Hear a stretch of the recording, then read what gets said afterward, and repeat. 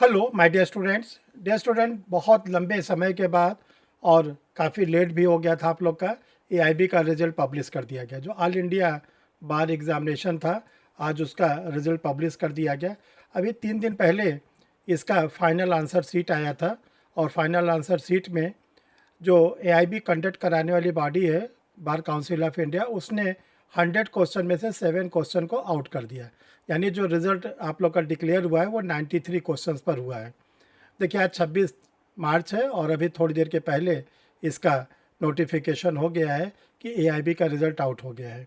अब आप जो स्टूडेंट ने फॉर्म डाला था, जिसने एग्ज़ाम दिया था, उनके लिए क्या नोटिफिकेशन आया है कि स्टूडेंट लोग को इन्फॉर्म किया जाता है कि रिज़ल्ट एआईबी 18 नंबर के एआईबी का रिज़ल्ट डाउनलोडेड है। आप इसको डाउनलोड कर सकते हैं और रजिस्ट्रेशन लिंक एआईबी 18 पर। और देखिए, इस पे यहाँ पे एकदम क्लियर लिखा है, we should also like to inform you that after the withdrawal of 7 question, 7 question को विड्रॉल किया गया।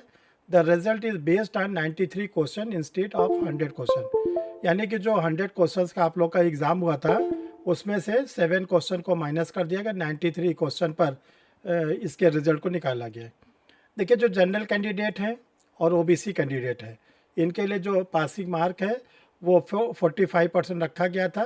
तो जो 93 क्वेश्चन का 45% मार्क्स आया, वो आया 42 नंबर, 42 मार्क्स। तो जिन स्टूडेंटों ने 42 मार्क्स को गेन किया है और वो जनरल कैटेगरी से बिलोंग करते हैं या अदर बैकवर्ड क्लास से बिलोंग करते हैं, वो एआईबी 18 के एग्ज़ाम को क्लियर कर लिए हैं। अब आता है उन स्टूडेंटों जो एससी एसटी और डिसेबल्ड कैटेगरी से आते हैं। उनके लिए एडवर्टीजमेंट में भी बताया गया था कि जो पासिंग मार्क है वो 40% है। तो 93 नंबर का जो पेपर आप लोग के लिए रखा गया था इस बार, 7 क्वेश्चन हटाने के बाद, जिसमें 37 मार्क्स जिन स्टूडेंटों ने पाया जो एससी एसटी कैटेगरी से बिलोंग करते हैं, वो भी पास हो गए। देखो डियर स्टूडेंट, आप लोग को बताना चाहते हैं कि जो एआईबी का एग्ज़ाम होता है, 18 नंबर का भी रिजल्ट क्लियर हुआ है, इसमें ना कोई डिवीज़न मिलती है, ना इसमें कोई आप लोग का परसेंट वो रहता है कि कौन टॉप किया, कौन फर्स्ट पे आया, सेकंड, कुछ नहीं। बस दो चीज़ आता है, पास फेल। अगर जनरल के स्टूडेंट और ओबीसी के कई स्टूडेंट 42 नंबर को गेन किए हुए हैं तो उनको पास मान लिया जाएगा। अब उनको आगे एआईबी से एग्ज़ाम देने से पूरी तरह से छूट। अब वो परमानेंट एडवोकेट के लाइसेंस को पाने के अधिकारी हो गए। इसी प्रकार जो स्टूडेंट एससी एसटी कैटेगरी के डिसेबल्ड के हैं, अगर वो 37 मार्क्स को गेन कर लेते हैं इस बार, तो वो भी पास हो गए। जो स्टूडेंट इसके नीचे हैं, उनको ये कहा गया है कि आपका रिजल्ट क्लियर नहीं है, यानी आप फेल हो गए। और जो स्टूडेंट का क्लियर नहीं है, उनको हम बताना चाहते हैं कि देखिए, इस बार एआईबी का एग्ज़ाम होने में भी देर हुआ, रिज़ल्ट आने में भी देर हुआ। हम लोग को पूरा होप था कि एग्ज़ाम का रिज़ल्ट आप लोग का जनवरी आ जाएगा, लेकिन जनवरी भी बीत गया, फरवरी भी बीत गया, लेकिन चलिए आज रिज़ल्ट आ गया। अब इसका 19 नंबर का एग्ज़ाम होगा, एआईबी 19। तो जो स्टूडेंट इस बार किसी कारण से क्लियर नहीं कर पाए वे, और इसके बाद जो फ्रेशर स्टूडेंट है जिन्होंने एलएलबी पास किया है, वो लोग 19 के एग्ज़ाम में अपियर हो। उन कैंडिडेटों को हम बताना चाहते हैं, सचेत करना चाहते हैं। ये कहते हैं कि एआईबी का एग्ज़ाम डे बाय डे कठिन होता जा रहा है। अगर आप सोचते हैं कि हम ऐसे हंसते खेलते एग्ज़ाम देंगे, पास हो जाएंगे, तो ये आपका बहुत बड़ा भ्रम है। आपको इसको उसी तरह तैयार करना है जैसे आप लोग जुडिशरी वगैरह की तैयारी करते हैं। क्योंकि देखिए, एक बार अगर आपका एआईबी क्लियर नहीं होता, तो आपके जो 3 से 4 हज़ार रुपये फ़ीस होते हैं वो चले जाते हैं। फिर अगले बार आपको नए सिरे से फॉर्म भरना पड़ता है, फिर 3-4 हज़ार रुपये आपको लगाने पड़ते हैं, और जो फ्रस्ट्रेशन होता है अलग से होता है।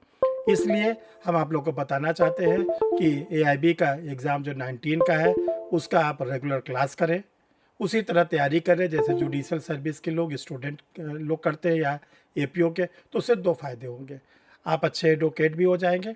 अगर आपको आगे फर्दर एपीओ का या जुडिशरी एग्ज़ाम देना है, वो अभी आपका क्लियर हो जाएगा। तो जो स्टूडेंट क्वालिफाई कर गए हैं, उनको बहुत बहुत बधाई सर की ओर से। और जो स्टूडेंट किसी कारण से नहीं हुए, वो निराश न हो और वो अगले एग्ज़ाम की तैयारी करें। हम अपने सभी स्टूडेंटों को इन्फॉर्म करना चाहते हैं कि देखिए, बहुत ही कम समय बचा है बीएनएस के लिए। जो आप लोग के लिए 3 नए कानून है क्रिमिनल लॉ के, आईपीसी को रिप्लेस करके बीएनएस, सीआरपीसी को रिप्लेस करके बीएनएसएस, और इंडियन एविडेंस एक्ट को रिप्लेस करके बीएसए। वो 90 दिन के आसपास अब बचता है जो आप लोग का लागू हो जाएगा 1 जुलाई से। तो उसके लिए 20 अप्रैल के आसपास से आप लोगों के लिए ऑनलाइन क्लासेस स्टार्ट हो रही हैं। उसमें आप लोग को पूरी बारीकियाँ बताई जाएंगी, क्या क्या चेंजेस किए गए हैं, क्या क्या रिफॉर्म हुआ है, क्यों ऐसा रिफॉर्म किया गया। तो आपको एक एक बारीकी बताई जाएगी, क्योंकि 1 जुलाई के बाद अब आपका सामना केवल और केवल बीएनएसएस और इसके साथ साथ आपका जो सामना होगा वो इंडियन भारतीय साक्ष्य अधिनियम से होगा। The candidates who have uploaded other document instead of the enrollment certificate, their result are withheld। देखो, जो स्टूडेंट का रिजल्ट किसी कारण से विदर्ड कर दिया गया है, कोई डॉक्यूमेंट की कमी के कारण, उनको इन्फॉर्म किया जाता है कि देखिए इसका ईमेल एड्रेस है bci.helpdesk@the rate of smart exam। ये 10 अप्रैल 2024 तक अपने डॉक्यूमेंट को लोड कर दे। तो डॉक्यूमेंट को लोड करने के बाद अगर वो जनरल और ओबीसी में 42 नंबर पाते उनका भी रिजल्ट क्लियर हो जाएगा। अगर SC ST कैटेगरी से बिलोंग करते 37 नंबर, वो भी क्लियर हो जाएगा। तो इसको आप लोग ज़रूर कर दीजिएगा जिसका रिजल्ट किसी कारण से विड्रॉल हुआ है। और लास्ट में हम आप लोग को ये कहना चाहते हैं कि जो लोग क्वालिफाई कर गए वो उनको बहुत बहुत बधाई। जो लोग नहीं क्वालिफाई कर, नई ऊर्जा से, नई ताकत से अपने अगले एग्ज़ाम को तैयारी करें। Thank you my dear student.